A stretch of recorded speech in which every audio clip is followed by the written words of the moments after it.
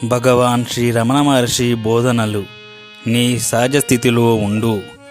ప్రశ్న: సత్యమంటే ఏమిటి? జవాబు: పేర్లతోనూ రూపాలతోనూ నిమిత్తం లేకుండా వాటి వెనుక ఎప్పుడూ ఉండేదే సత్యమంటే.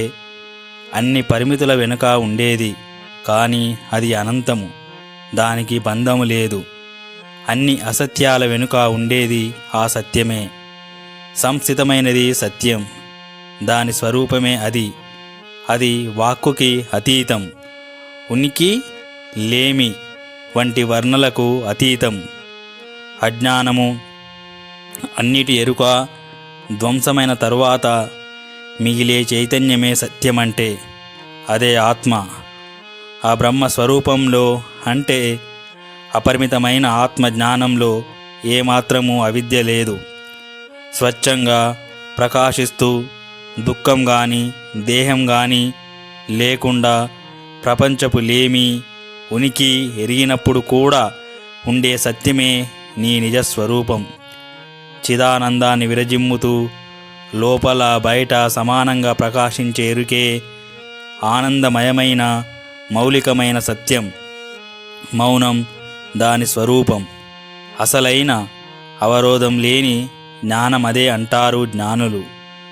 జ్ఞానమే వైరాగ్యం, జ్ఞానమే స్వచ్ఛత, జ్ఞానమే భగవంతుణ్ణి పొందు. ఆత్మని విస్మరించని జ్ఞానమే అమరత్వం, జ్ఞానమే సకలము. ఈ విషయాన్ని గుర్తుంచుకో. ప్రశ్న: ఎరుక అంటే ఏమిటి? దానిని సంపాదించుకోవటం ఎట్లా? పెంచుకోవటం ఎలా? జవాబు: నువ్వే ఎరుక అంటే. నీకు మరొక పేరు ఎరుక.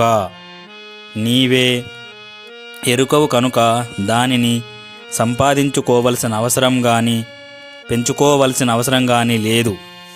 ఇతర విషయాల గురించి, అంటే అనాత్మైన వాటి ఎరుకను విడవాలి.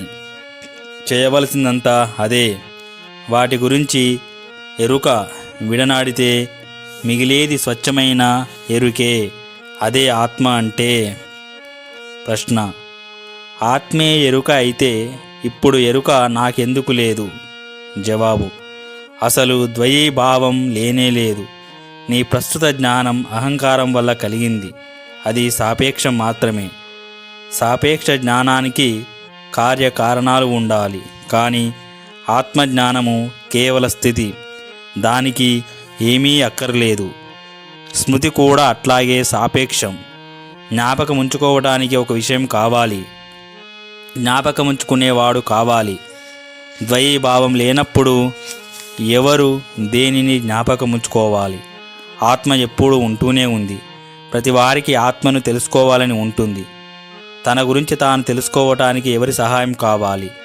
ఆత్మ ఏదో కొత్త పదార్థం వలె అందరూ చూడాలనుకుంటారు, కానీ అది శాశ్వతము, ఎప్పుడూ ఉంటూనే ఉంటుంది. అదేదో మెరిసిపోయే కాంతి వలెనో మరేదో కానీ చూడాలని కోరుతారు. అది ఎట్లా సాధ్యం? అది వెలుగు కాదు, చీకటి కాదు. అదే దానిని నిర్వచించలేము. నేనున్నాను, నేనదే. ఇదే అన్నిటికన్నా శ్రేష్టమైన నిర్వచనం. శృతులు ఆత్మ అంగుష్ట మాత్రమని, కేశాంతమని, విద్యుత్ కణమని, సూక్ష్మాతి సూక్ష్మమైన దానికంటే సూక్ష్మమని వర్ణిస్తాయి. ఇవేవి నిజం కాదు. అది కేవల ఉనికే. అది వాస్తవానికి అవాస్తవానికి భిన్నము. అది జ్ఞానము, కానీ అజ్ఞానికి జ్ఞానానికి భిన్నము.